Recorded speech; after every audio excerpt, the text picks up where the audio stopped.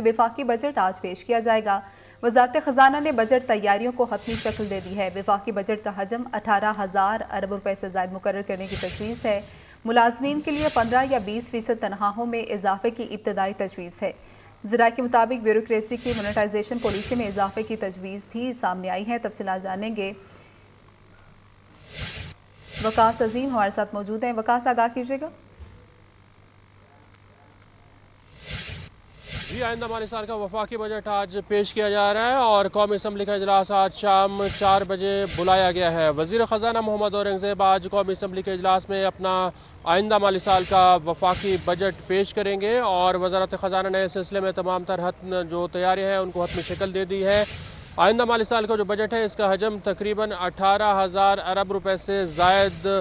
کا تخمینہ لگایا گیا ہے اور اگلے مالی سال کے دوران بھی پاکستان کو 9,500 ارب روپے سے زائد کا بجٹ خسارہ کا سامنا کرنا پڑے گا۔ آئندہ مالی سال کے دوران ایف بی آر کا جو ٹیکس ہدف ہے وہ 12,900 ارب روپے تک مقرر کرنے کی تجویز دی گئی ہے اور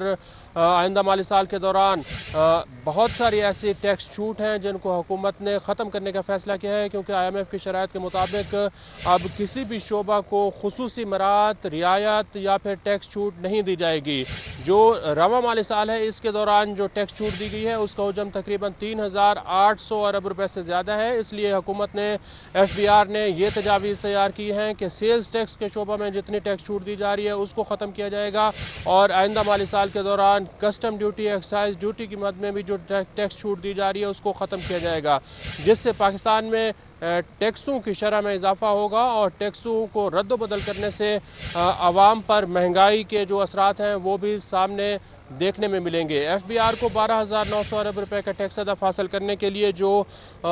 ٹاسک دیے گئے ہیں اس میں سب سے پہلے ایف بی آر کو اپنی ٹیکس وصولیاں بڑھانے کے لیے ٹیکس نیٹ بڑھانا ہوگا، ٹیکسوں کا دائرہ کار بڑھانا ہوگا۔ بہت سارے ایسے شعبے ہیں جو کہ اس وقت ٹیکس نیٹ سے باہر ہیں، ان کو ٹیکس نیٹ کے اندر لے کر آنا ہوگا اور بہت سارے ایسے افراد، کمپنیز پاکستان میں موجود ہیں جو کہ بہت کم ٹیکس ادا کرتے ہیں۔ حکومت نے یہ فیصلہ کیا ہے کہ ان افراد سے پورا ٹیکس وصول کیا جائے گا اور اگلے مالی سال کے دوران ایف بی آر انفورسمنٹ کے ذریعے اپنی ٹیکس آمدن کو بڑھانے کی کوشش کرے گا۔ یہ تجویز دی گئی ہے کہ غیر ضروری ٹیکس چھوٹ کو اگلے مالی سال کے دوران ختم کر دیا جائے گا اور ٹیکسوں کی شرح میں رد و بدل کے ذریعے ایف بی آر کی ٹیکس آمدن کو بڑھانے کے اقدامات بھی کیے جائیں گے۔ اس کے ساتھ ساتھ سیلز ٹیکس جو ہے اس میں بھی اضافہ کرنے کی تجویز دی گئی ہے، خاص طور پر پیٹرولیم مصنوعات کے اوپر، کیونکہ اس رواں سال کے دوران سیلز ٹیکس کی جو شرح رہی ہے پیٹرول اور ڈیزل پر وہ بالکل 0% رہی ہے اور پیٹرولیم لیوی جو ہے وہ 60 روپے فی لیٹر تک وصول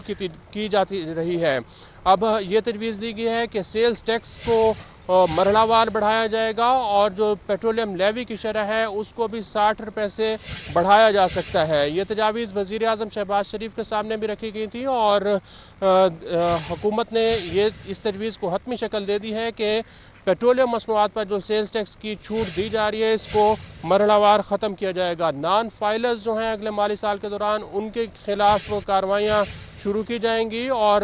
پہلے ہی ایف بی آر نے نان فائلرز کے خلاف گھیرا تنگ کر رکھا ہے اور اپنی آمدن کو بڑھانے کے لیے بہت سارے افراد جو کہ اس وقت ٹیکس نیٹ سے باہر ہیں اور نان فائلرز ہیں ان کو بھی ٹیکس نیٹ میں لایا جائے گا اور ان سے ٹیکس وصولیاں کی جائیں گی۔ جو ریٹیل سیکٹر ہے، دکاندار ہیں، چھوٹے تاجر ہیں، ان کو بھی ٹیکس نیٹ میں لانے کے لیے اقدامات کیے جا رہے ہیں اور